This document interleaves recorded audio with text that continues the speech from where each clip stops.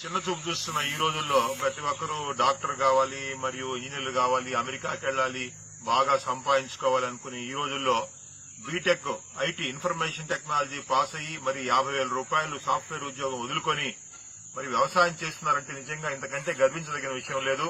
కాబట్టి వారికి నేను రోటరీ క్లబ్ తరఫున ప్రత్యేకమైన ధన్యవాదాలు తెలుపుకుంటున్నాను. ఈ బాబుకి చాలా గర్వంగా కూడా ఉంది. బీటెక్ చేసి మరి ఉద్యోగాలు వదులుకొని వ్యవసాయానికి రావడం అంటే వ్యవసాయం మీద ఉండే ఆ గౌరవము, ఆ మక్కువ, సో వారిని చూసి మనం అందరం కూడా నేర్చుకోవాలి. ప్రతి ఒక్కరము ఉద్యోగాలంటే ఎవరు పండిస్తారు? ప్రతి ఒక్కరు పల్లకి ఎక్కేవాళ్ళైతే పల్లకి మోసేవాళ్ళు ఎవరు? ప్రతి ఒక్కరు మనం సాఫ్ట్వేర్ డాక్టర్లు అయితే భోజనం ఎట్లా తింటాం? సో రైతు ఉన్నప్పుడే, రైతు కష్టపడి పండించినప్పుడే మనమంతా కూడా సంతోషంగా ఉండగలం. దానికి ఆయన నిజంగా నిర్వచనం చెప్పాడు.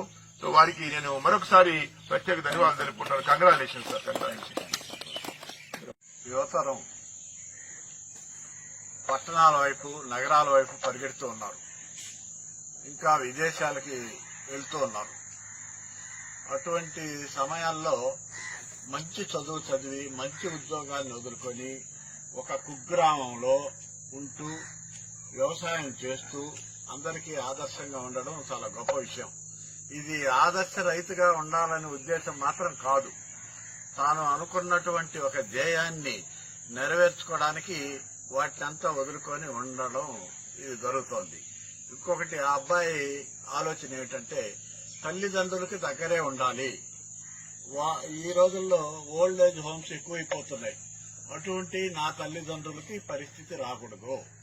నేను ఎక్కడికైనా వెళ్లిపోతే వాళ్ళ వాళ్ళ జాగ్రత్తల విషయంలో చూసుకునే వాళ్ళు ఉండరు. కాబట్టి వాళ్ళని కనిపెట్టుకుని ఇక్కడే ఉంటాను. కాబట్టి నాకు బ్రతుకు తెరువు కోసం వ్యవసాయాన్ని ఉపాధిగా చేసుకుంటున్నాను అనే ధ్యేయంతో అబ్బాయి ఉండడం చాలా గొప్ప విషయం. కాబట్టి మనం అందరం కూడా ఆయన్ని అభినందిస్తున్నాం. అందువల్ల రోటరీ క్లబ్ వారు ఈ ప్రత్యేకతను గుర్తించి సన్మానం చేయడం చాలా గొప్ప విషయం. వారికి అబ్బాయికి నేను అభినందనలు తెలుపుతున్నాను. Okay sir, thank you sir.